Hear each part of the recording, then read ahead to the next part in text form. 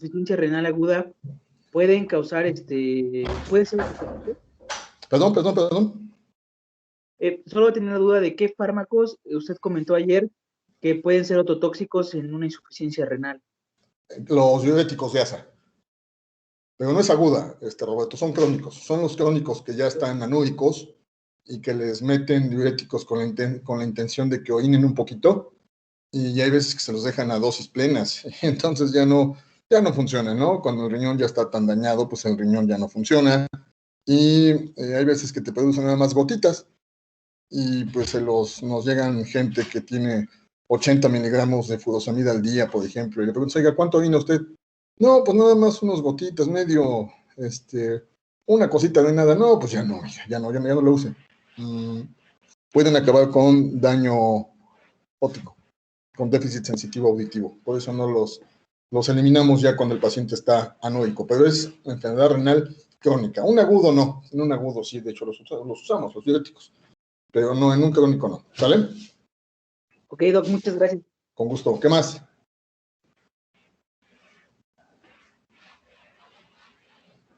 Bueno, para que entendamos el síndrome de caídas, tenemos que entender también antes el síndrome de inestabilidad, van de la mano. Acuérdense que muchas situaciones en medicina van en duplas, van de dos. Entonces, vamos a definir primero que nada y recordar algunas cosas. Definiciones. Lipotimia. Esto es básico de la propedéutica. La lipotimia es una, digámoslo así, alteración súbita del equilibrio o postura sin caída. Es así como que la gente se va a desmayar, pero no se desmaya. ¿Vale? Me equivoqué. Ahí está.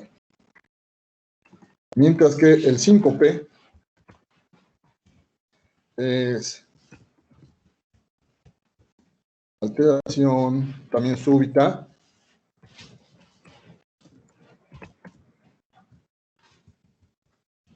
aquí va con caída. Bueno, entonces vamos a platicar el día de hoy de las condiciones que nos producen lipotimia, ¿sale? Y que a final de cuentas, digo, no es nada más eso, son muchos los factores que nos ponen a los viejos en riesgo de que se caigan con todas sus consecuencias. Vamos a hablar de epidemiología en general de inestabilidad y caídas. Vamos a ver. Son más frecuentes en mayores de 75 años, sin diferencia de sexos. Más frecuentes en diabéticos. Regularmente también son más frecuentes en patologías. Son más frecuentes, pero no son las únicas. Neurológicas y ortopédicas. Son las dos. Pero de hecho van de la mano muchas de las demás, ¿eh?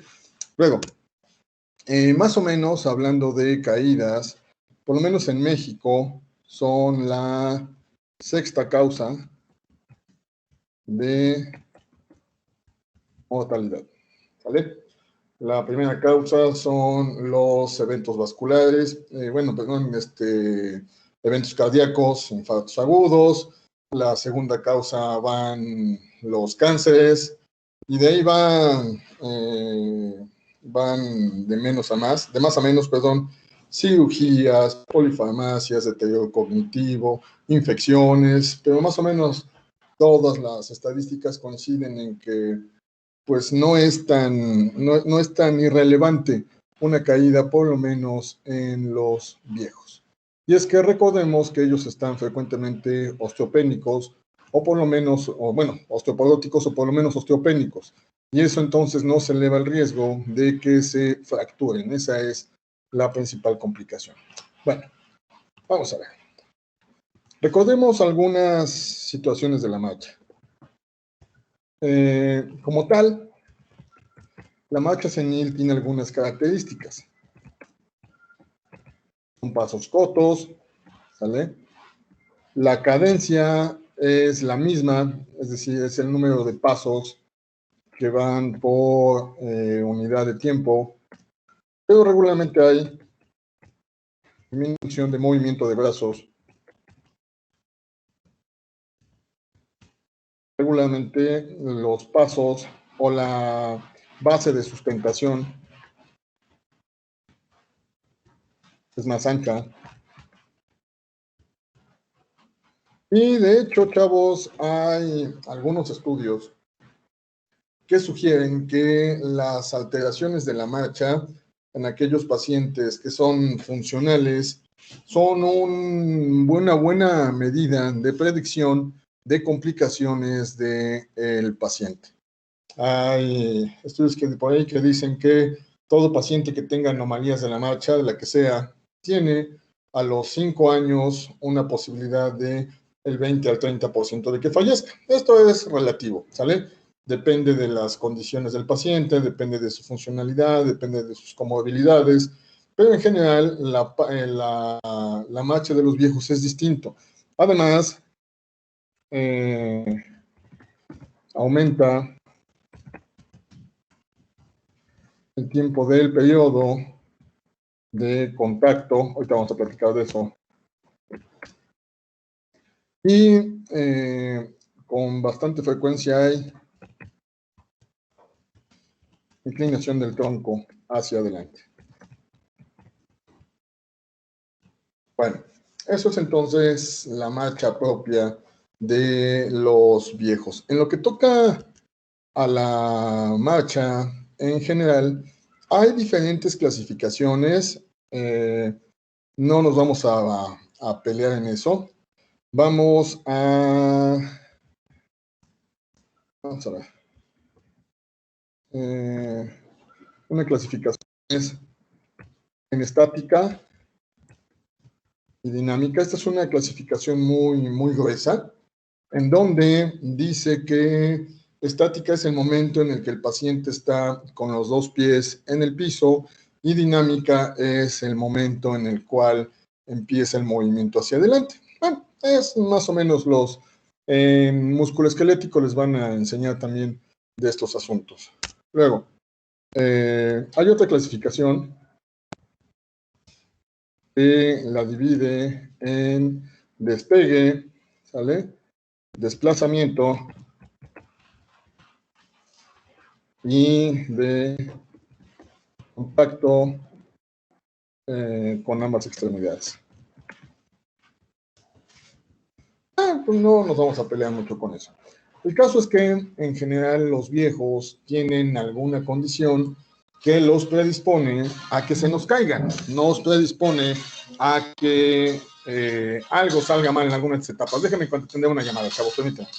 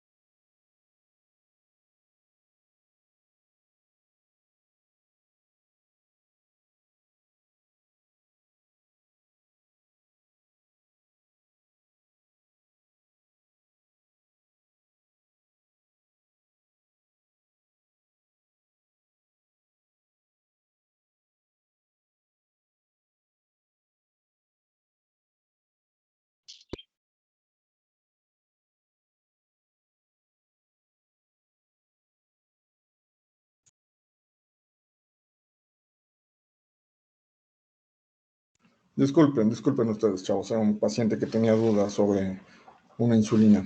Bueno, entonces, vamos a ver. También las posibles, vamos a ponerle, etiologías, hablando de inestabilidad, las clasifican también en intrínsecas, en aquellas que son inherentes al paciente, y extrínsecas, en donde hay algo afuera del paciente. El caso es que yo prefiero, para fines didácticos, que vayamos de arriba hacia abajo y que vayamos haciendo la clasificación. Y nos encontramos con un montón de cosas. Vamos a ver entonces. Vamos por las más frecuentes. Decíamos, aquellas que vienen del sistema nervioso central. Vamos de arriba hacia abajo. Empezamos entonces. Deterioro cognitivo. Cualquier, vamos a ver,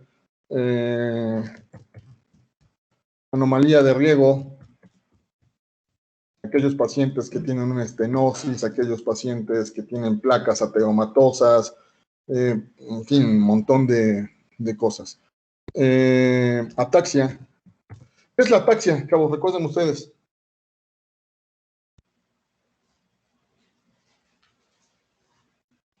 ¿Y en dónde está? Movimientos sin coordinación.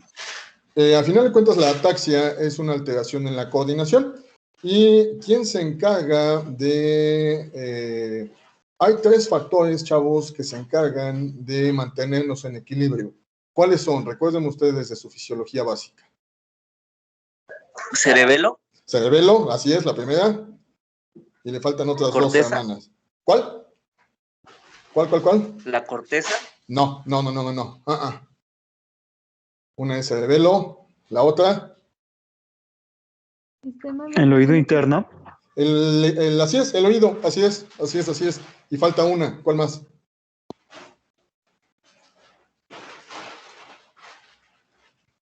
¿Cuál más? La visión. Exacto, esas son las 3 condiciones, los 3 factores que nos mantienen en equilibrio. El cerebelo, el oído y la vista. Cuando por alguna razón el paciente tiene alterada una, si tiene, por ejemplo, vértigo paroxístico, si tiene déficit sensitivo visual, si tiene infartos en el cerebelo, quedan dos para que hagan la chamba. Digo, el paciente ya no está en las mismas condiciones, pero al final de cuentas se mantiene más o menos estable. Por eso es que, por ejemplo, a los borrachos que les hacen la prueba de Romberg, tienen inhibido el cerebelo, ¿vale?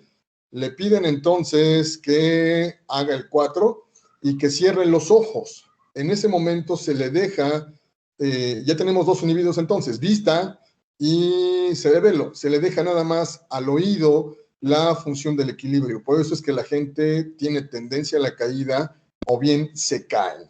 Por eso entonces es que si sospechan ustedes que esta condición la tiene su paciente, no lo hagan ustedes estando sentaditos en su escritorio y el paciente de pie, se les va a caer, chavos.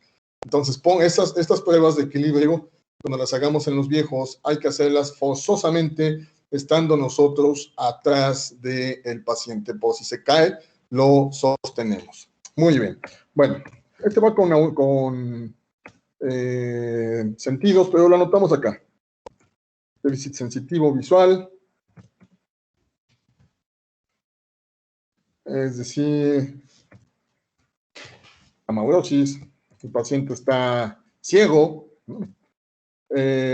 O bien no tiene una agudeza visual correcta, déficit sensitivo, auditivo, por ejemplo, aquellos pacientes que tienen laberintitis, insisto, estos dos últimos son como tal de tejidos, de sentidos, pero pues bueno, a final de cuentas se integran a nivel del sistema nervioso central. Y de ahí le siguen una lista de cosas que, bueno, no son necesariamente tan frecuentes, pero sí son posibles. Por ejemplo, ¿no? Vamos a ver, hidrocefalia normotensa. ¿Qué más quieren? EBC, un paciente que tenga una hemorragia subdural, una hemorragia epidural, van a tener alteración en la estabilidad. De ahí nos vamos a la otra más frecuente. Corazón, vamos a ponerlo así nada más, corazón. La causa más frecuente de inestabilidad en los viejos son las arritmias.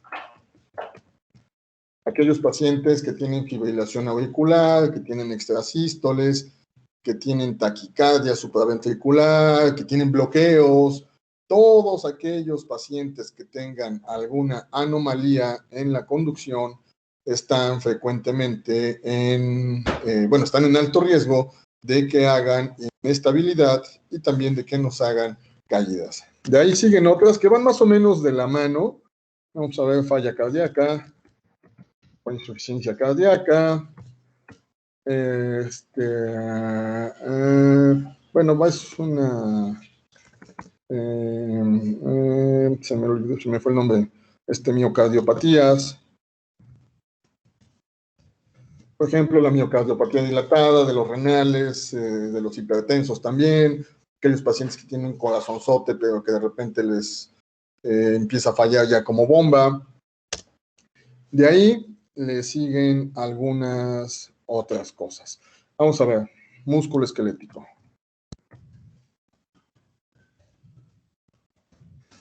Vamos a ver, músculo. De ahí las radiculopatías. Aquellos pacientes que tienen lastimada, que tienen deshecha la columna, inevitablemente van a tener pellizcada alguna raíz nerviosa y les va a estar produciendo radiculopatía. ¿Qué pasa entonces? Tienen disminución de la fuerza, tienen disminución de la sensibilidad y están en inestabilidad y en algún momento puede que se nos caigan. Esa es una. 2. Sarcopenia. ¿Qué diablos le pasa a la gente si tiene sarcopenia? ¿Cuál será la condición?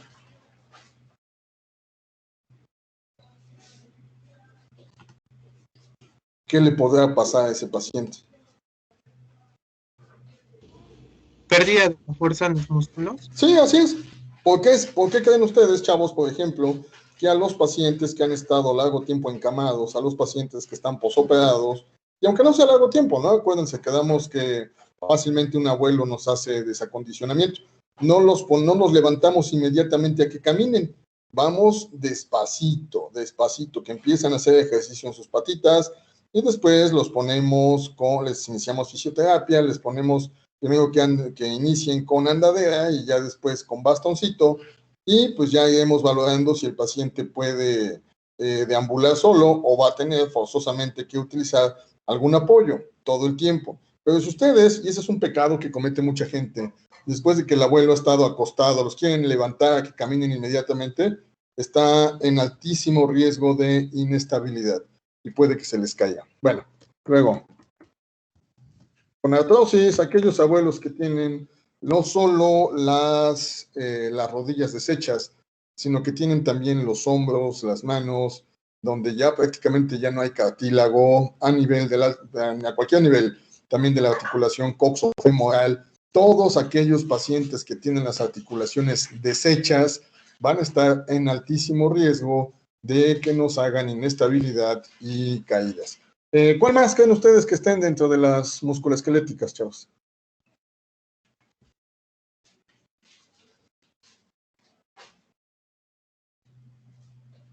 ¿Qué más? Mala consolidación de fracturas. Ok, podría ser. Sí. Más bien, fíjense que hay una teoría acá. Hay dos teorías opuestas y a mí me enseñaron a trabajar con la más conservadora. Les comento por qué. Hay gente que pone a caminar a los abuelos en etapas tempranas después de una fractura. A mí la experiencia, estoy hablando de experiencia muy personal, la experiencia me ha enseñado que esa no es buena opción, por lo menos para el paciente mexicano, ¿sale? El paciente va con miedo, y de hecho vamos ahorita con las psicológicas y las psiquiátricas. El paciente va con miedo y pues se te puede volver a caer. Entonces, a mí me enseñaron, déjalo que consolide bonito y ya entonces le haces ya todo lo que quieras, ya que camine, que empiece y demás cosas. Tiene razón en cierto punto la primera escuela. ¿Han visto ustedes documentales, por ejemplo, chavos, de las personas que entrenan Kung Fu, Taekwondo y demás cosas? ¿Qué golpean? ¿Contra qué están ellos entrenando?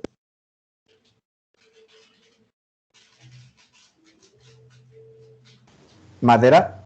Contra madera, regularmente, o por lo menos bambú, ¿no? A una superficie relativamente rígida. Esas personas lo que hacen es que inducen el hueso a estrés. Y estas personas, el tejido esponjoso del hueso lo tienen más compacto. Por eso es que en ellos una fractura, por lo menos de las manos, con un golpe, no es tan fácil, ¿sale? Lo mismo les pasa a los boxeadores, por ejemplo.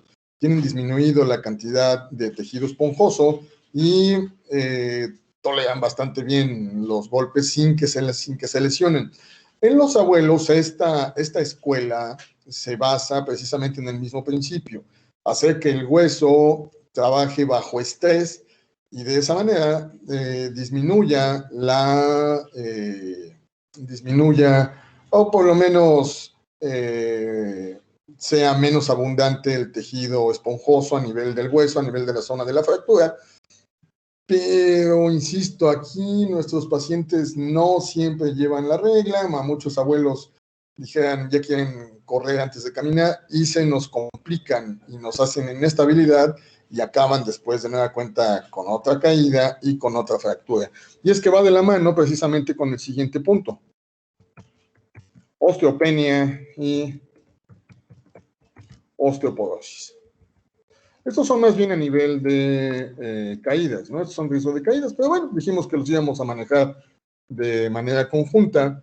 Entonces, esos pacientes que están en alto riesgo de que se te caigan y de que se te fracturen. Y sí, atendiendo lo que decías, mija, una fractura que puede haber quedado angulada, una fractura que no se redujo correctamente, que puede quedar angulada, y entonces el tiempo en el cual se recuperan los pacientes es más alto.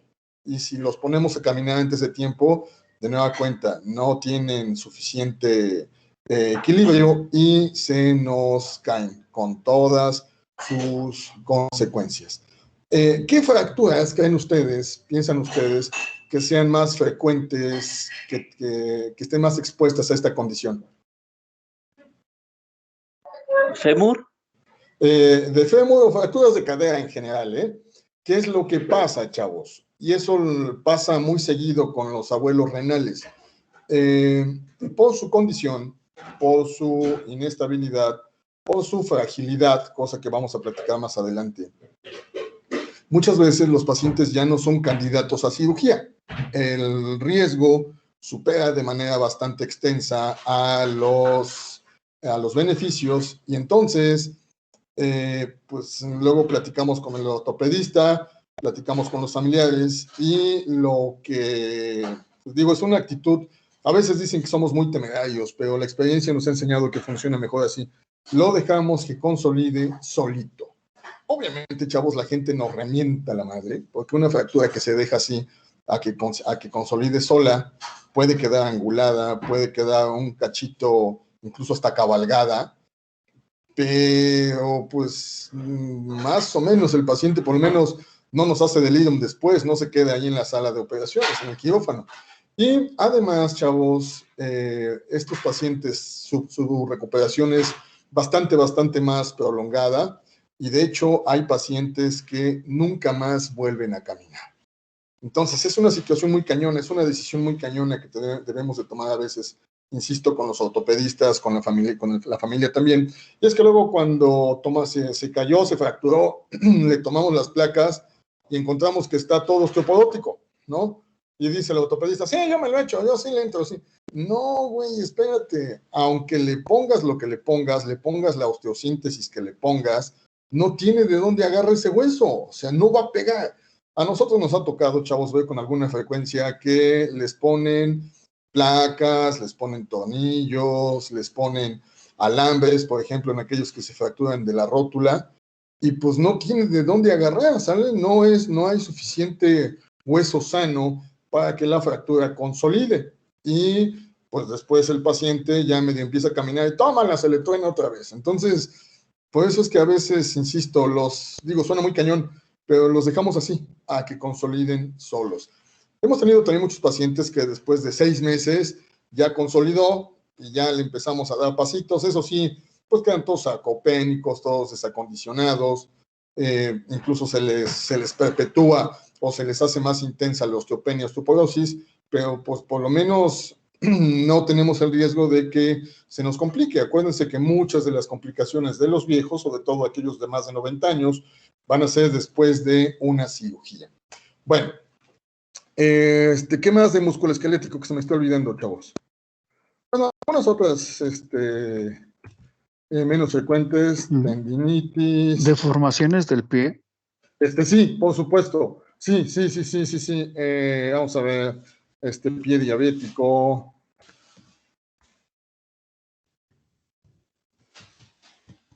Gonadrosis, no, perdón, osteoartritis. ¿Pie varo y valgo? Sí, así es. Digo, estas no son, están dentro de la lista, menos frecuentes, pero sí son posibles. Genu, no solo genu, sino pie también. Varo, algo. También gente que tenga ya de propio alguna anomalía en pie, como pie equino. Por ejemplo, gente que tenga pie cabo, todas esas bizarreces del pie, en donde la gente lo tiene desviado hacia adentro, hacia afuera, que tiene, tiene acotamiento de alguna extremidad, perdón, también. Están en altísimo riesgo de que tengan una marcha inestable, ¿sale? ¿Quién creen que nos quede? Bueno, primero, causas de acotamiento de una extremidad.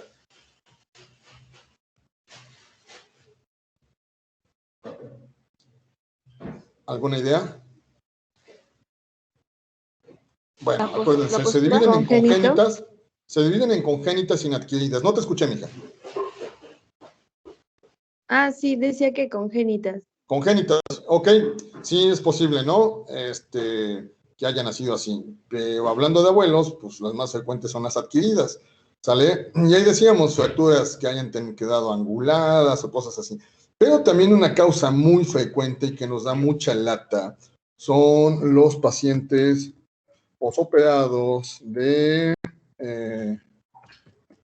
prótesis total de cadera.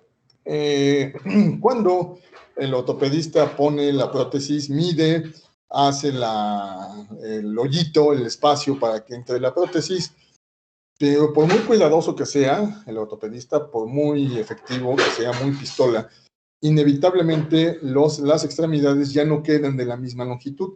Entonces hay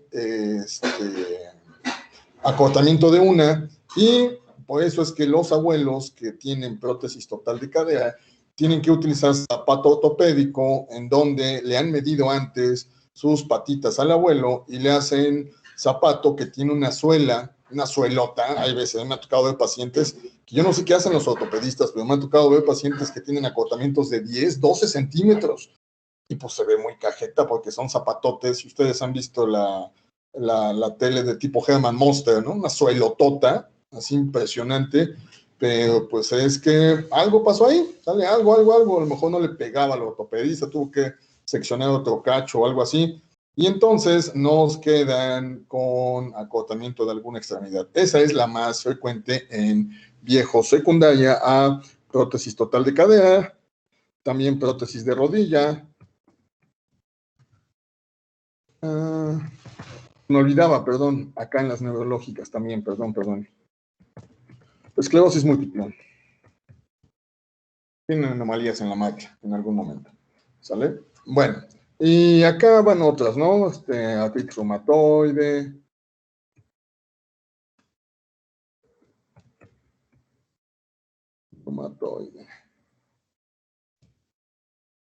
¿sale? Miositis, son algunas de la colágena. Miositis, todas aquellas cosas que hagan que al paciente le duela cuando camine, pues van a estar dando lata. Muy bien. ¿Alguna que se me está olvidando de las que son de músculo esquelético? Pues tomando en cuenta que son pacientes algo mayores, No te escucho, déjame subirle a mi volumen, no te escucho bien. Espera. Sale, va. en las que acortan las extremidades, polio, en raros casos, digamos, que no haya sido vacunado de niño. Ah, bueno, sí, pero va eso dentro de las, de acotamiento de extremidad de las congénitas, ¿no? Pero bueno, fíjate, ni siquiera es congénita, es adquirida, ¿sale?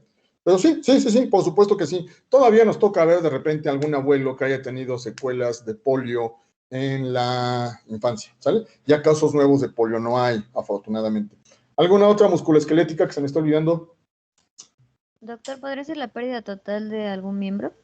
Sí, por supuesto que sí, sí es cierto. Amputaciones. A cualquier nivel, ¿eh? Luego nosotros, cuidabuelos, nos peleamos también con los ortopedistas. Los ortopedistas son muy radicales, pero tienen razón en el fondo.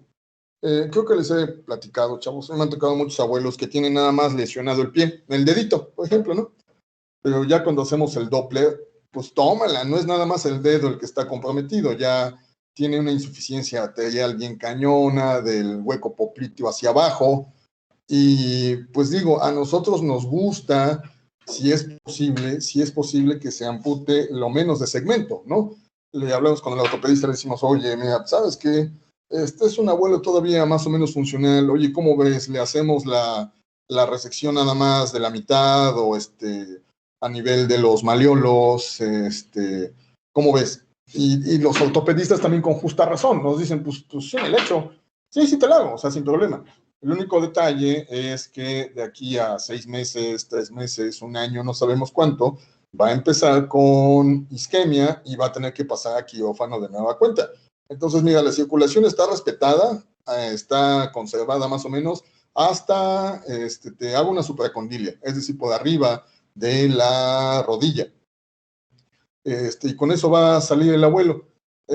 Nosotros tratamos de que sea lo más distal que se pueda, ¿sale? Si se puede hacer nada más la resección de la mitad del pie, en fin, de que sea nada más un cacho de los metatarsianos los que se lleve, pero no siempre se puede, no siempre se puede. Además, luego hay que ver el estado global del paciente, ¿no? Es un diabético descompensado, ya te tiene comprometida la circulación, comprometida la sensibilidad, y pues inevitablemente en algún momento va a recaer en eso.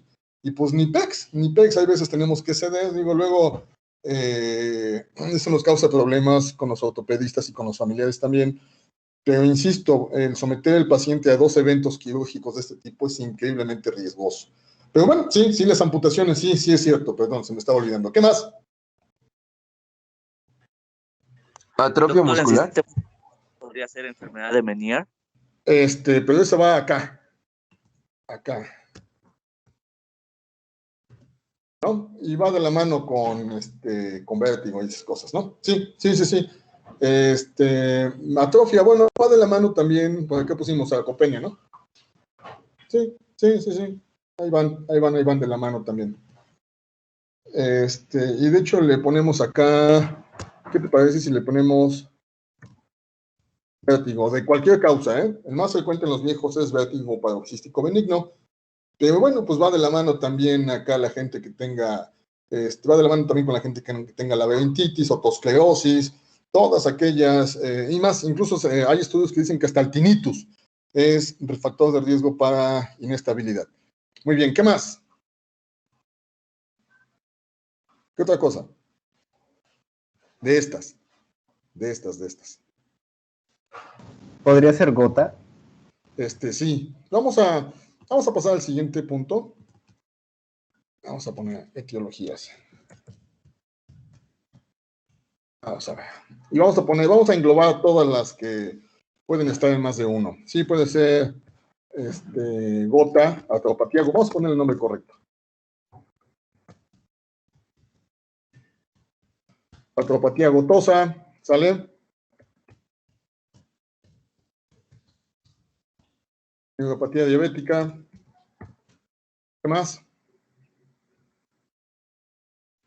¿Qué más? ¿Qué más?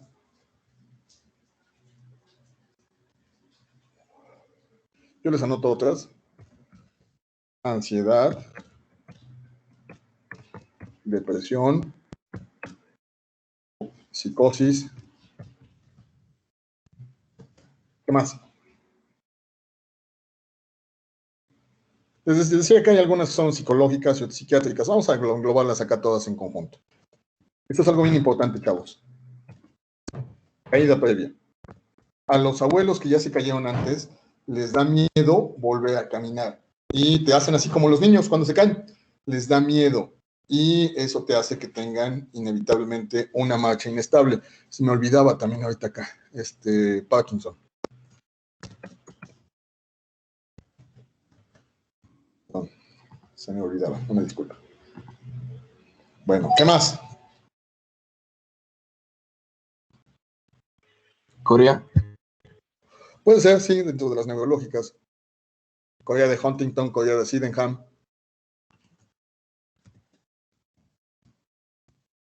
Pues, sale. ¿Qué más?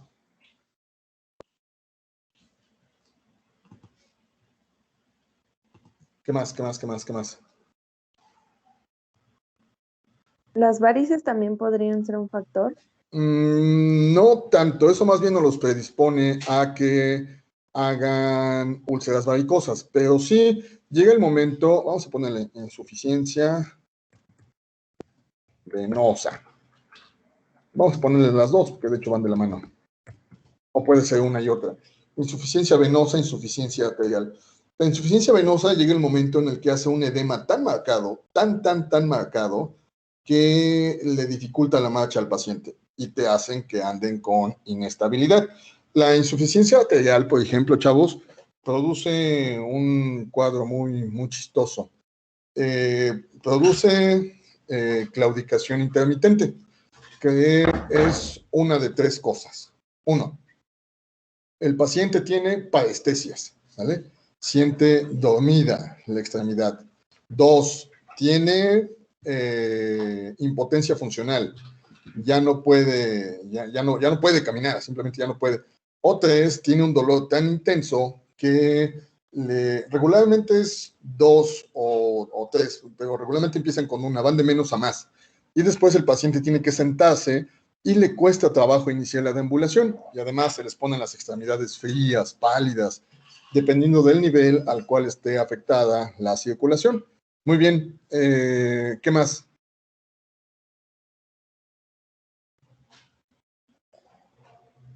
¿Qué opinan ustedes? ¿La insuficiencia venosa y arterial debe ser uni o bilateral? ¿O cómo puede ser? ¿Qué opinan ustedes?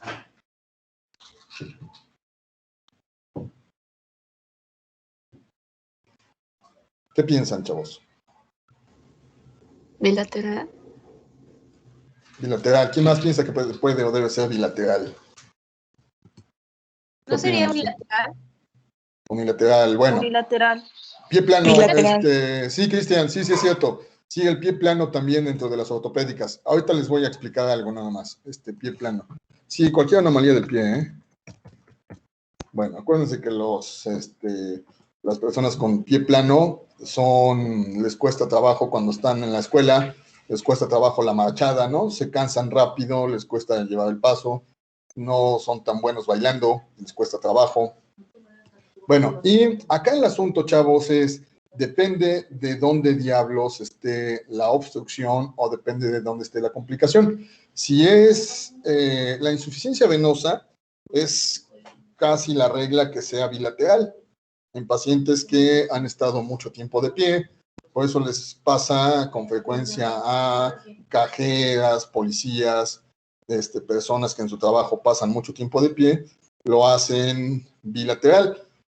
¿Puede afectarse una extremidad más que la otra? Sí, por supuesto, depende de muchos factores. Personas que han tenido, por ejemplo, esto es menos frecuente, ¿no? Pero elefantiasis. Pero pues también es posible, la notamos aquí. Me han tocado ver 2 pacientes así. Aquellos pacientes que han tenido, por ejemplo, quimioterapia, que han tenido cáncer y que les han hecho resección radical de ganglios, quedan con alteración del drenaje linfático y entonces se les edematiza más una pierna que la otra. Sí, entonces, pues aquí la regla es que puede ser unio bilateral. Hablando de venas, hablando de insuficiencia arterial, chavos, depende del nivel de la obstrucción. Acuérdense de esto, si está muy arriba, si está a nivel de la aorta, la obstrucción o la estenosis inevitablemente va a ser bilateral. Afortunadamente son los menos. Afortunadamente las obstrucciones, las estenosis son más distales. Entonces, regularmente la insuficiencia arterial es unilateral, aunque puede afectarse a cualquier nivel, buzos con eso nada más. Muy bien, yo tuve, por ejemplo, hace no mucho una paciente, pero les voy a mandar las fotos para que las vean, cómo se les ven los dedos violáceos, les duele y algunos sienten hasta que les quema. Ya cuando empieza, mientras esté violáceo o pálido, bueno, pues no hay problema. El problema es cuando se empiezan a ponerse negruzco ya el tejido y cuando empiezan con flictenas. Eso ya es prácticamente necrosis distal, Bueno, esa es una de las razones por las cuales, chavos, digo, esto es muy independiente, pero esa es una de las razones por la cual no le administramos a la gente en donde hay arteriolas terminales, no les administramos lidocaína con adrenalina. ¿Por qué? ¿Por qué creen que es esto? Necesitamos hacerle algún procedimiento en el dedo, ¿no? Tiene una onicocriptosis, tiene una uña enterrada y necesitamos quitarle la uña en cuña. ¿Por qué creen que le administramos lidocaína simple? Por el cierre capilar, o sea, limita más el flujo, ¿no? El espasmo, sí, produce un espasmo, bien cañón. Produce un espasmo y eso te puede condicionar isquemia y hasta necrosis, ¿sale? Entonces, buzos con eso. Nunca le inyecten lidocaína compuesta a nadie, no solo a los viejos, a nadie en donde haya arteriolas terminales. ¿En dónde es? Dedos, ¿sale? Pabellón auricular, a cualquier nivel, y punta nasal, ¿sale? Nunca, nunca, nunca, nunca, y mucho menos cuando vayan a hacer algún procedimiento pene o algo así, no le pongan lidocaína compuesta, nunca, nunca, nunca, siempre simple, ¿vale? ¿Vale? A mucha gente le gusta porque te sangran menos, digo, sí es cierto, ¿no? Puedes trabajar mejorcito porque pues no produce vasoespasmo, no te sangran tanto, pero induces isquemia. Entonces, mejor no vaya a ser la del diablo que se metan ustedes en problema por eso. Muy bien, ¿qué otras causas? Vamos a ver, chavos. Hipoglucemia. Sí, puede ser. Sí, por supuesto. Sí, frecuente, ¿eh? Sí, es cierto. Hipoglucemia. Y de hecho, ahorita vamos a las extrínsecas. Bueno, vamos a manejarlo como medicamentos. Hipoglucemia, hipotensión. ¿Podría ser desnutrición? Sí. Desnutrición. Sí, es posible. Sí es posible porque regularmente van de la mano con más o menos sarcopenia, ¿sale? Sí, entonces sí puede andar por ahí ese asunto. Bueno, y pues las que ya habíamos mencionado anteriormente, ¿no?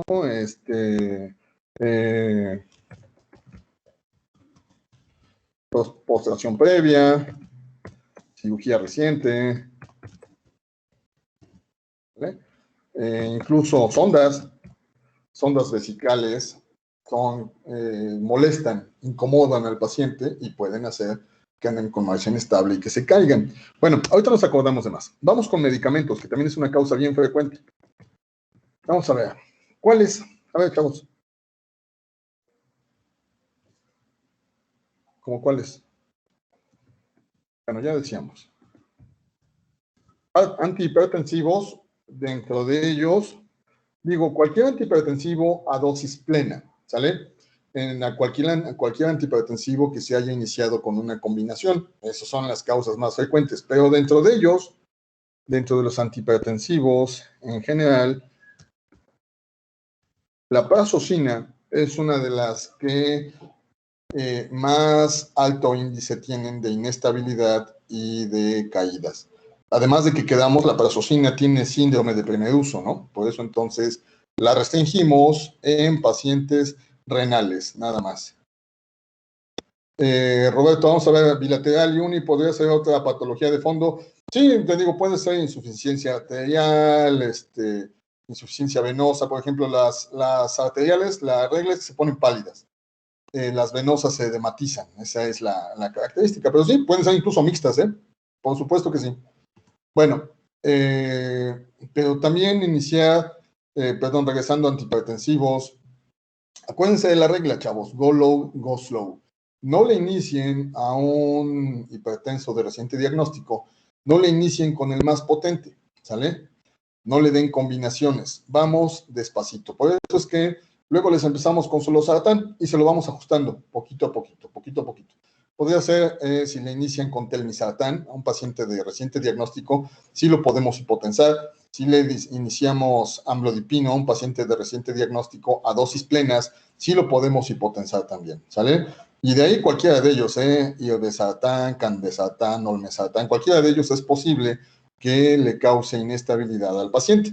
Luego, hipoglicemiantes orales. ¿Cuál creen ustedes que sea el que más inestabilidad produzca a los viejos? Que por eso no lo usamos. ¿Glimeprida? No, fíjate que la glimeprida está como en el tercer sitio. Tercer, cuarto sitio. No es esa. ¿Cuál es la más frecuente? ¿Cuál, mija? ¿Glibenclamida? Glibenclamida. Esa es la que más lata nos da. Esa es la más frecuente. Y sí, también de ahí va también prazosina, se me olvidó el nombre, de que ni los uso, se me olvidó el nombre.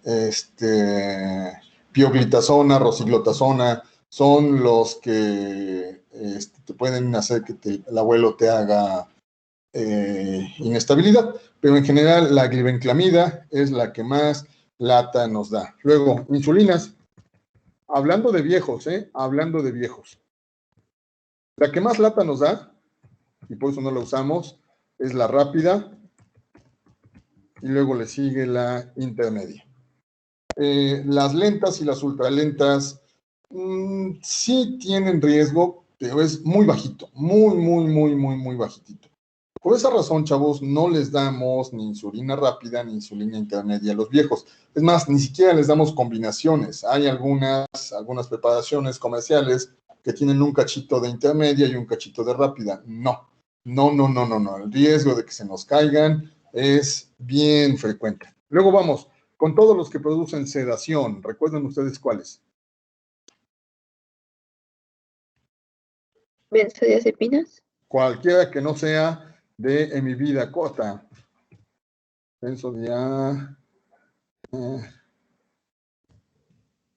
dentro de ellas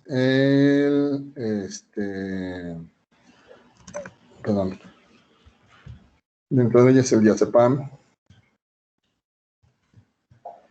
y cualquiera de sus hermanos, diazepam, alprazolam, cualquiera de ellas, pero en general el diazepam es uno de los que más lata nos da. ¿Qué otros que causen sedación? Antihistamínicos de primera generación. Exacto.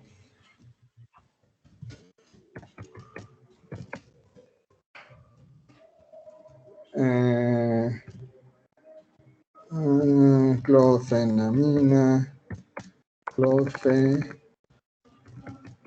clofeniramina. Dentro de ellos también están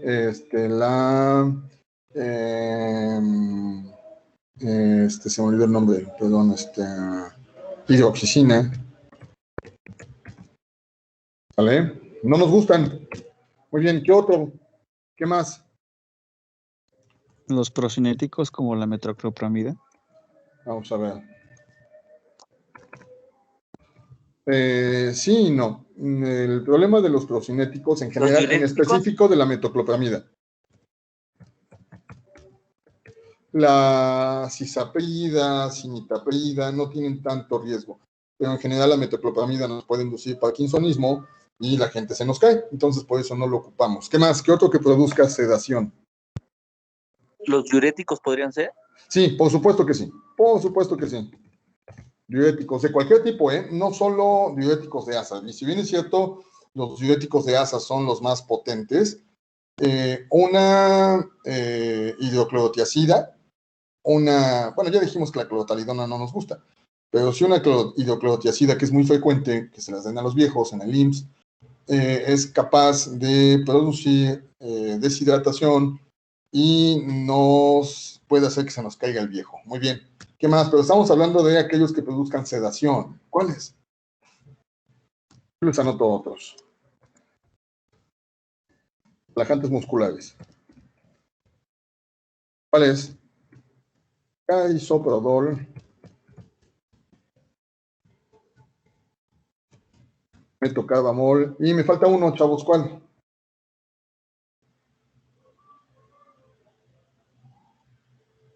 ¿Cuál? Déjenme buscar el nombre. Viene en la Doexina Relax. Es clonixinato de lisina con algo más. Ahorita la buscamos. Digo, y cuando ustedes, si algunos se la toman, van a dormir bien rico. Ciclobenzaprina. Ya está.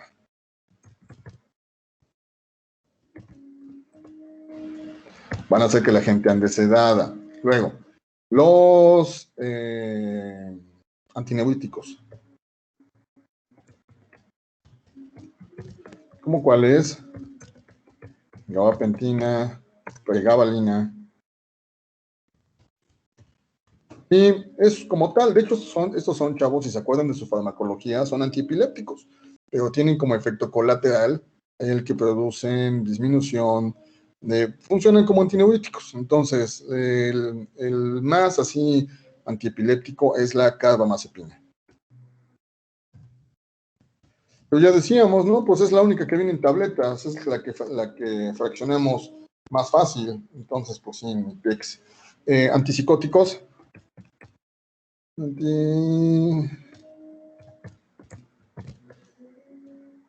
¿Como cuáles? Como olanzapina. Como risperideno.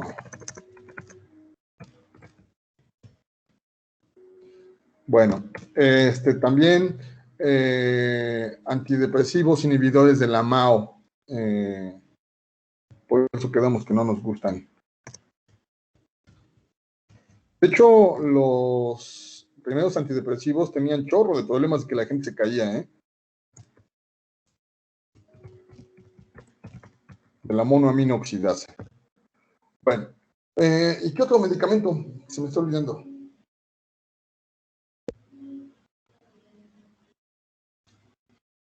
Vamos a ver. Vasodilatadores. Digo, estos sí los ocupamos en demencia vascular y demás, pero pues ni PEX, ni servolina, ni modipino, que ya no lo hay BO, pero sí lo hay IB, hidralacina. ¿Sale? ¿Cuál quedamos que era la última opción para el manejo de la hipertensión y que no lo hay en México?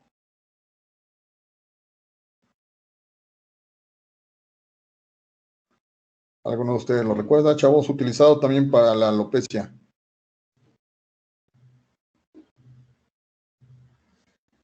Minoxidil. Minoxidil, así es. Sí, Manuel, todos los antidepresivos, por eso utilizamos de los más recientes, ¿sale? Sí, así es, minoxidil, y sí, antidepresivos, tricíclicos, vamos a ponerle acá. Los inhibidores de la monoaminoxidasa, en fin, entonces, como se han dado ustedes cuenta, a final de cuentas, el que más espacio ocupó, en el que la lista va más extensa, es en medicamentos. Entonces, la posibilidad de que a un agente le produzcamos inestabilidad con un medicamento es altísima. Por eso, entonces, hay que ser tan cuidadosos con la medicación. Y si tenemos que utilizarlos, porque no nos queda de otra, acuérdense de la regla. Bueno, díganme ustedes cuál es la regla, chavos, para utilizar estas cosas. Primero que nada, no la uses, pero si no te queda de otra, ¿cómo van? Por ¿Cómo De les manera vamos? nocturna. A media dosis y en la noche, ¿sale? Esa es a media dosis, incluso un tercio de dosis, pero obligadamente en la noche. No le den al abuelo nada que pueda mantenerlo sedado durante el día, ¿sale? Hay sus excepciones, ¿no? Por ejemplo, en abuelos que tienen cuadro psicótico, pues sí se te pueden poner bien agresivos y no te queda de otra, pues sí se los das en la mañana y un cachito en la noche. Pero, pues literal, lo que hacemos con estas cosas, acuérdense, le bajamos el switch a la gente. Entonces, no, risperideno no es, ya me acordé acá. Se me olvidó, hay otro, antipsicótico, no, risperideno no es, ay, chavos, a ver, échame la mano, otro antipsicótico, no risperideno, es para Parkinson, no, miento, sí es risperideno, pero déjeme salir de dudas, me entró la duda acá, o risperidona. Sí, no, sí es risperideno, perdón, risperidona, perdón, sí, disculpa. Risperidona, perdón. Risperidona, sí, ya. Risperidona, sí. Él estaba confundiendo con viperideno, disculpen ustedes. Bueno, entonces, la lista de medicamentos que te pueden hacer que un abuelo te quede inestable es muy alta. Por eso la regla, ¿no? Siempre que tengas un abuelo que te vaya a consulta, siempre que veas a un abuelo por la causa que sea, exígele que te enseñen toda su bolsita de medicinas que toma. Te vas a encontrar con bastante frecuencia con muchas sorpresas ahí. Medicación inadecuada, medicamentos que son antagonistas, medicamentos que hacen sinergia, medicamentos que, les digo, a mí me ha tocado en el hospital, medicamentos que están duplicados, sobredosis, otros que están a subdosis, pues sí, pues ni pex. Lleva tiempo, ¿no? Que te saquen toda su bolsota de medicinas, luego me llevan la bolsota y sacan que para la gota, que para la diabetes, para la hipertensión, para la depresión, para la ansiedad, para tal, para Chana, para Juana, y son omeprazol todavía, ¿no? Entonces son un montón de cosas que te tiene la gente, que te lleva la gente, y pues sí, muchas de las causas de inestabilidad están dadas por medicamentos. Entonces, buzos con eso. Muy bien, ¿estamos correctos hasta acá entonces? ¿Alguna duda? ¿Algo que no se haya entendido bien?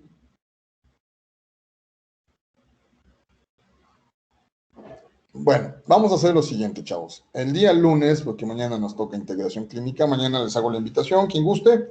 El día lunes vemos cómo medimos la inestabilidad, para eso tenemos la escala de Tinetti y qué medidas tomamos. Y ya que hayamos entendido eso, vamos a ver también qué medidas tomamos y qué cosas hacemos cuando un abuelo ya se cayó. Tiene su ciencia, tiene su enfoque en lo que le vamos a revisar a todas estas cosas. ¿Sale? Así como hay abuelos que se caen y no pasan un raspón, afortunadamente, hay abuelos que se caen y nunca más vuelven a caminar. Pobrecillos, les va mal. Y también, fíjense que me han tocado casos bien extraños de gente que se cayó y todavía camina un rato, pero ya cuando lo revisa uno, tiene un acortamiento de una extremidad. Y dices, ¿qué pex? ¿Por qué está esta abuela así? Hay algunas fracturas de fémur, sobre todo del cuello, del fémur, aunque puede ser a cualquier segmento, pero a mí personalmente las que más me han tocado son del cuello y del fémur, en donde se impacta un segmento óseo adentro del otro. Y acuérdense, los abuelos tienen disminuida la percepción del dolor, ¿no? Entonces, caminan, hay medio chuequitos, pero caminan y te dice la familia, pues se cayó hoy en la mañana, te vean ustedes, sí, ahí medio renguito, pero pues fue seguramente de que se cayó. Y ya cuando lo revisas, dices que una patita la tiene más corta que la otra, ¿no? Ya lo empiezas a palpar y no hacen chasquido, no hacen crepitación, porque pues están bien impactados un segmento dentro del otro, pero sí son, dicen los libros, perdón, exquisitamente dolorosos, ¿no? Empiezas a tocar y dices, yo, ya le tomas placas y támala, así está bien fracturadote. Entonces, vuelta a lo mismo. El hecho de que lo encuentres caminando, el hecho de que lo encuentres comiendo, el hecho de que lo encuentres platicando y demás, no significa necesariamente que esté bien, ¿sale? Que no se confundan con eso, no se vayan con esa finta. Bueno, entonces nos vemos el día lunes, chavos, para que sigamos con estos argüendes.